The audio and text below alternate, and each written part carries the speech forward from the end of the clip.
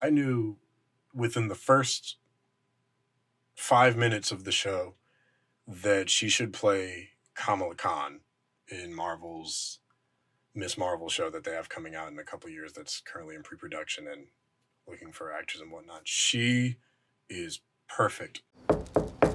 What? Mom, I'm fast asleep! You don't look like you're asleep. What are you doing here? I'm doing exactly what I said I'd do. I'm here to have sex with you.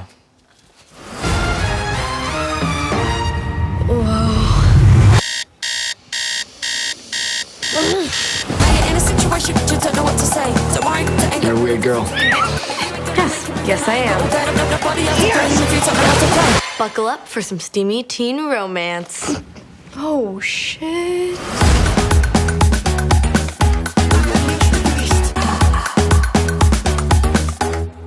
What's going on, everybody? It is I, Will the Greatest again.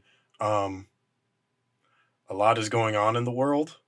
So, in light of recent events, I decided to marathon a show on Netflix that came out a month ago. And I really want to talk about it because I really, really like it. It brought me a lot of kind of peace of mind to just watch something that's like a little serious, but mostly can help take my mind off of things, because there's a lot going on in the world, if you can't tell by my very blatant fuck slavery shirt. It's a really, really good coming of age show, from a perspective that I don't think we get a lot. I am realizing that in terms of content, it's getting broader in terms of perspective. So we have shows like Blackish, shows like Fresh Off the Boat, that follow up to Love, Simon. I think it's called Dear Simon, coming up about a gay kid.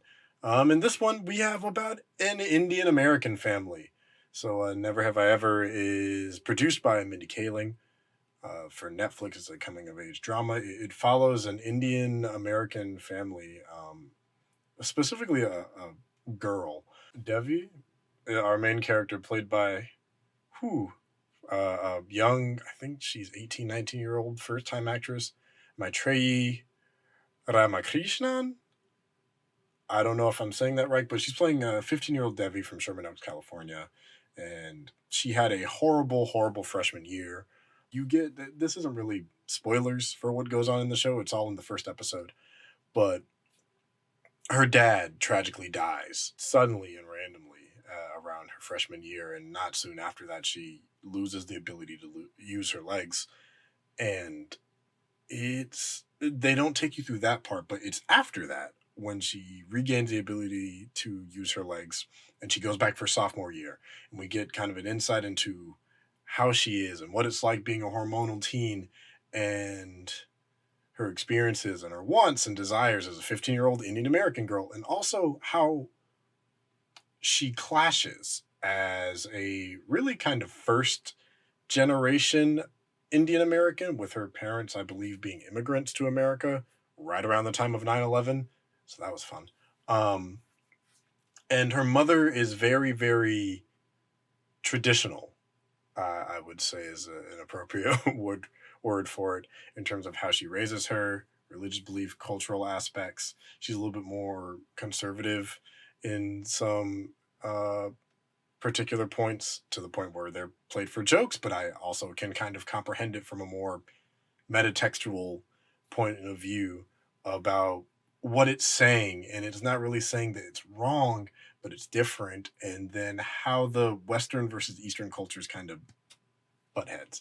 And I think it's a pretty good show. Let's look at our cast here for a second. So we have Maitreyi Ramakrishnan as Devi Vishkumara. Vishakumar. I'm trying so hard. I have my computer in front of me. There's her mother, Dr. Nalini Vishakumar, played by Purna Jagannathan. I'm trying my best. Please help me. Her cousin, Kamala, played by Richa Morjani. She's staying with the family and she's working on a PhD at Caltech.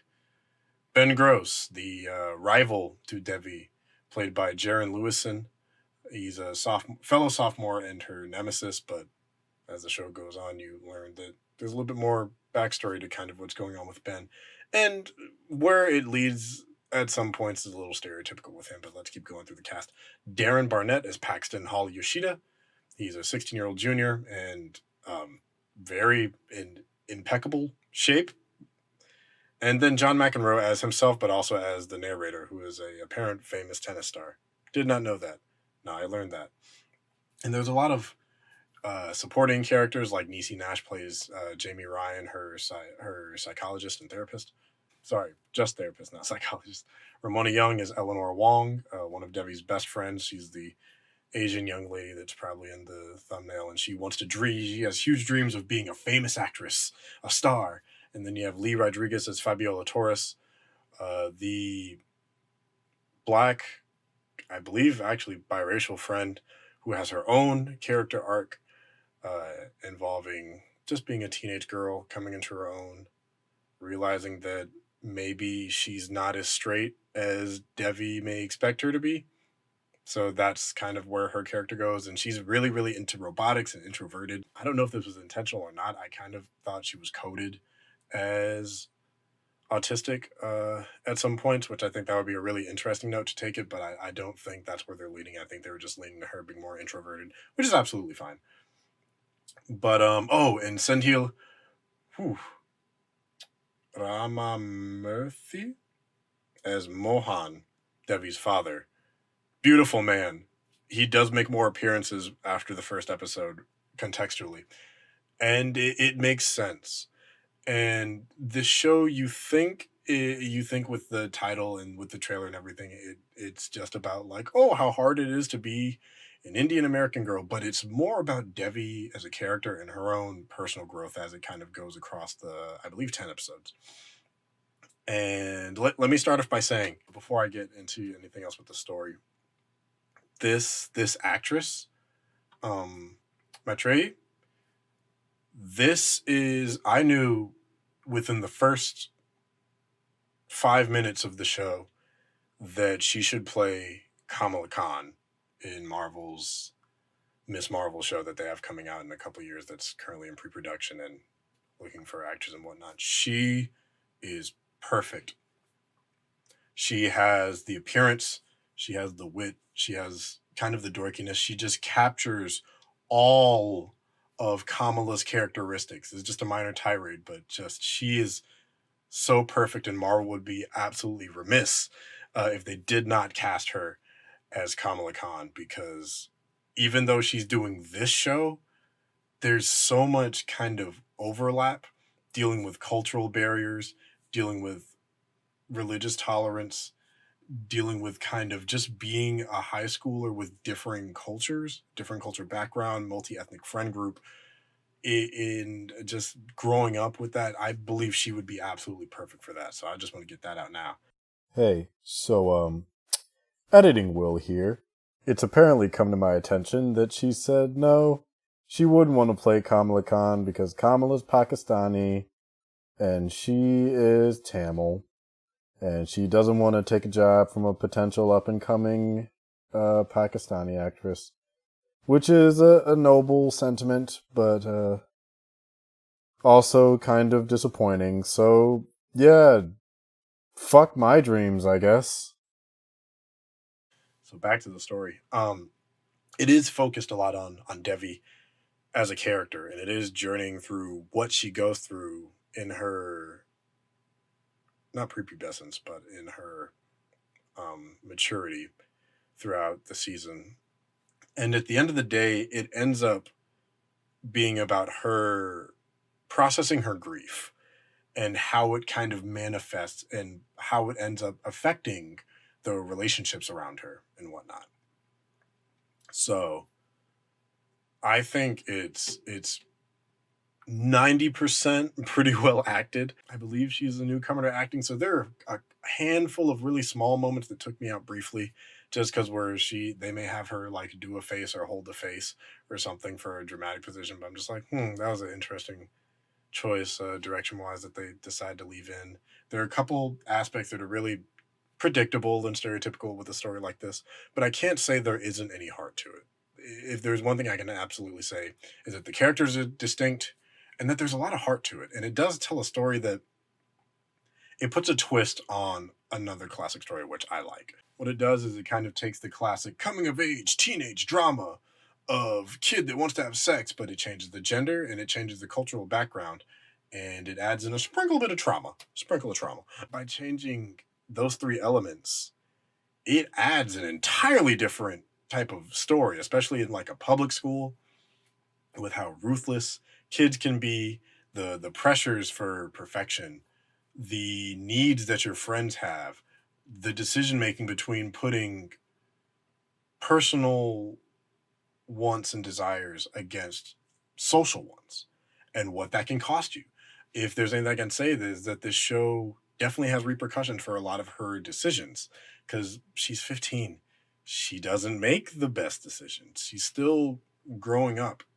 Puberty is the word I was thinking of earlier.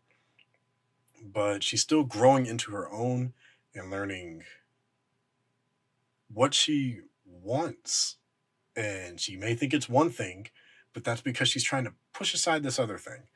And I think all around it, it's really pretty strong, and I'm excited for season 2. I'm hoping we're getting a season 2, because there's still more to explore with these characters and with this growth, and where relationships are going to go and how they're going to change, and what's going to happen just culturally with the characters. I'm invested. These characters are engaging. They're funny. They're interesting. They're witty. I love the dad, and the guy that they got to play the dad is amazing. He's funny. He's charming, handsome chap. It's such a beautiful culture and a beautiful family, and I think it does a good job of kind of introducing these aspects to someone who's less familiar with them, to like the average watcher. They might just be like, oh, I don't know anything about traditional Indians coming from India, stuff about their culture, things about Hinduism, and it celebrates those aspects in areas where, because of a lot of Westernisms, Devi may be kind of more hesitant to embrace them. So things like the dance, the garb, they discuss things about how people can be culturally shunned because of who they choose to be romantically engaged with, and what that can mean for them and what that looks like. Honestly, if there are any gripes with it, it's just like those handful of moments where it falls into something that clearly where it's going, and that's partially due to the nature of the story. It's a little bit more lighthearted than some of the other stuff on Netflix. It's not supposed to be grim and dark. I think it's supposed to lean into kind of the wackiness of puberty, but it's also apparently inspired a little bit by Mindy Kaling's life. So, growing up in, I believe, Boston. So I think what this does is it does those things really well. Like, where it's strong, it's really strong. Where it's weak, it's passable. It's not really going to take you out. There's nothing really story wise that really just yanked me out, like, that was terrible, they shouldn't have done that. But there's just a couple things I'm like, that's a groaner, that's a snoozer, that's kind of silly. But overall, I really, really recommend this show. Took me like a day and some change to get through it. Even by the end, I won't even lie to you, where the journey takes her throughout this season. It did make me tear up a little bit near the end. So yeah, highly recommend. I think you should go and check it out. And if you have seen it, let me know down below in the comments what your thoughts are. Never have I ever. And what's something that you've never done that you feel like publicly admitting on the internet. I have never had horseradish, I don't believe. Anyways, don't forget to comment on the video, like the video, subscribe to the channel. I've been Will. I will see you guys next time. Please stay safe and be good to one another. See you next time.